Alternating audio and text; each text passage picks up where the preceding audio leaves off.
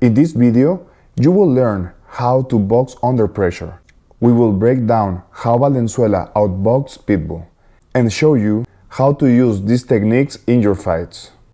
Fighting pressure fighters is tough because they push the pace and constantly initiate exchanges, making it overwhelming. Even if you keep them at bay momentarily, they eventually manage to close the distance and wear you down with their heavy shots. Valenzuela faced this same challenge when he fought Pitbull, but managed not only to outbox him, but also gain his respect and put him against the ropes several times. To learn how Valenzuela did this, we will first learn what it means to control exchanges, and then we will break down Valenzuela's techniques to see how they help him negate Pitbull's pressure and establish his own attacks. Let's start by defining what does it mean to control exchanges and why this affects the outcome of the fight. An exchange is the moment of the fight that starts when a fighter initiates an attack and finishes at the reset when both fighters get out of punching range. You can be out of punching range by either being too far or too close. The fighter that controls the exchanges controls the fight because if you can control when an exchange is happening, you have higher chances of winning that exchange. This is because you will be exchanging on your own terms. For example, when Pitbull was fighting Romero, he was dictating when the exchanges were going to start. Even if Romero tried to establish his distance, nothing he did stopped Pitbull from stepping in and punch. In a fight where you are constantly forced to play catch-up, it's just a matter of time before you get hit with something clean.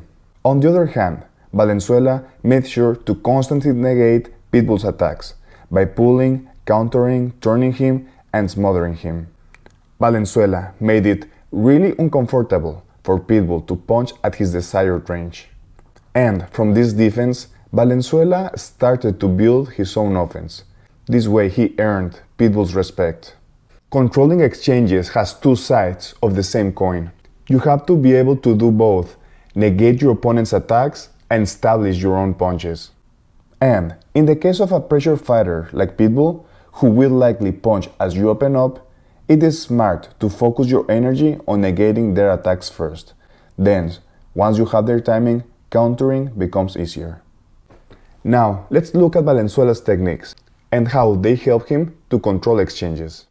These techniques will help you to keep your opponent at bay, counter them as they step in, set up your attacks, and stop the exchanges when they are not going your way. Let's start with the techniques that Valenzuela used to keep the distance and negate Pitbull's attacks. The first technique is his solid base while he backed up. Notice how he steps first with his back foot as he moved back.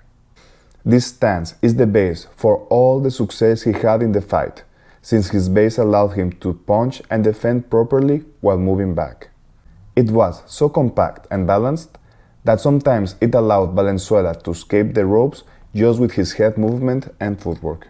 He would sometimes shuffle back just to dodge Pitbull's body shots, but then he would recover his base right away to stay safe. On the other hand, the few times that he backed up, raising his chin and leaving his base, Pitbull was able to cut the distance and land his punches. Once he goes back to his compact stance, we can see how he is able to step out and circle around Pitbull safely.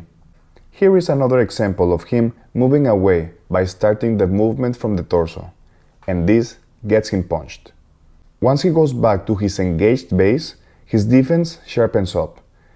This base allows him to get under Pitbull's punches and smother. The next technique that allowed Valenzuela to control the distance was his lead hand control. As a southpaw, Valenzuela had the advantage of using his lead hand to obstruct the path of Pitbull's lead hand. If a left hook managed to go around his lead hand, he would use his shoulder to deflect the shot. While using this technique, Valenzuela also made sure to keep his right hand tight. This way he was prepared to block the right shots. This tool helped him to keep his distance and preemptively block any punch that could come from Pitbull's lead hand. This smothered the punches before they were even thrown. To pull this technique safely, there's a few things that you have to have in mind. First, Keep controlling the distance as you use this technique. A stretch arm is an opening, so you should keep a good distance while you use it. If you feel like your distance is compromised, then keeping your hands to yourself is better. This way you can block and counter. Here is another example. Valenzuela is using the lead hand to measure the distance and punch Pitbull as he steps in. After that, Pitbull is too close to measure him again, so he compacts his guard and uses Pitbull's punches as openings to escape. Ideally, you want to keep your opponent outside of punching range through the whole fight. But since they are going to try to cut the distance, knowing when to recall your arm to start blocking shots will make this technique more effective. Another tip is to block the path that the hand has to travel to hit you. Notice how Valenzuela is touching the wrist to stop the punch from even starting. Notice his distance as well. He is obstructing the path of the arm instead of pushing into the arm. Now he's touching the top of the glove. This will deflect the punch inwards, stopping it from opening for a hook or going straight for a jab. Remember that he is not tracking the hand. He is focused on the path that the punch will have to travel in order to hit him. When Pitbull oversteps, Valenzuela punches him as he steps in. Valenzuela continues the movement backwards. Notice how he keeps blocking Pitbull's lead, forcing him to start with a right hook that Valenzuela blocks since he was ready for it. In this example, notice how Pitbull's jab gets deflected due to the obstruction of the space, and Valenzuela uses the opening to counter.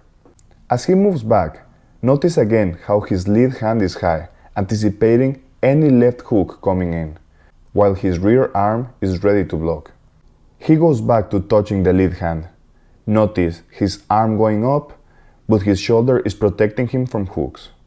In this example, Pitbull moves his head off the center, but because Valenzuela's shoulder is protecting him and his elbow is high, Pitbull still doesn't have a clean opening. Valenzuela keeps moving back while controlling the lead hand. This same control allows him to escape.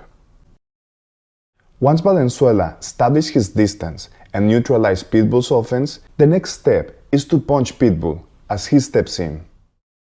These counters caused enough damage to gain Pitbull's respect, and the secret is on Valenzuela's skill to time Pitbull as he stepped in, adding power to the punch. To pull this off, it's important to keep a solid base. As you can see, as soon as Valenzuela's rear foot is grounded, he was able to sit on his counters. Notice how Valenzuela flows from pushing from the back foot to throw a punch and then pushing from the front foot to move. On top of punching Pitbull as he stepped in, Valenzuela also used the check hook at the end of his combos to go around him. This counter allowed Valenzuela to escape the ropes every time Pitbull stepped in. This time, instead of punching Pitbull and stop him on his tracks, now we're using his momentum to go around him. Valenzuela pulled off this check hook by raising his shoulder after hooking. This way, even if Pitbull tried to go on top of it, he was able to block it. He also used his lead arm to anticipate body shots and his rear arm to block right hooks. This posture shows how deliberate was Valenzuela with his performance, making sure to stay proactive, anticipating any punch that Pitbull could try. In this example, we have all the techniques together. Punching as Pitbull steps in, finishing with a check hook, and circling with a tight guard. Now that we know how Valenzuela neutralized Pitbull's attacks, let's talk about how Valenzuela initiated his own attacks. The first thing to notice is how Valenzuela kept changing the pattern of his attacks. Valenzuela would use his lead hand control to set up his attacks, sometimes hitting around the guard. Sometimes he will split the guard. Sometimes he will throw a jab to invite a counter, and then he will punch Pitbull as he stepped in. By constantly changing the pattern of the punches, Pitbull had a harder time reading Valenzuela, making it harder to counter. But remember, most pressure fighters are waiting for us to open up so they can counter. So, Valenzuela did a great job making sure to stay defensively responsible while walking down Pitbull. He did his best to keep a good distance, to step out when Pitbull tried to punch back. This way, he made sure to keep accumulating points while frustrating Pitbull. Remember that even if the pressure fighter seems to slow down for a moment, they can still hit you when you open up, so make sure to stay unpredictable and defensively responsible. The last technique of today allowed Valenzuela to stop the exchanges when they were not going his way. Because no matter how well you are boxing, sometimes the fight just gets out of your control. This is where the clinch comes in. When Valenzuela feels like he is running out of space, the first thing he does is to compact his guard to make sure he won't get hit as he smothers. Notice in this example how Valenzuela compacts his guard, and as Pitbull clashes with him, he smothers by controlling Pitbull's arms. Holding the arms from the elbows makes it harder for the stronger fighter to punch and break the clinch. On the other hand, stepping in and pushing your opponent or not controlling the arms at all will get you punched, since we are creating the space for them to punch.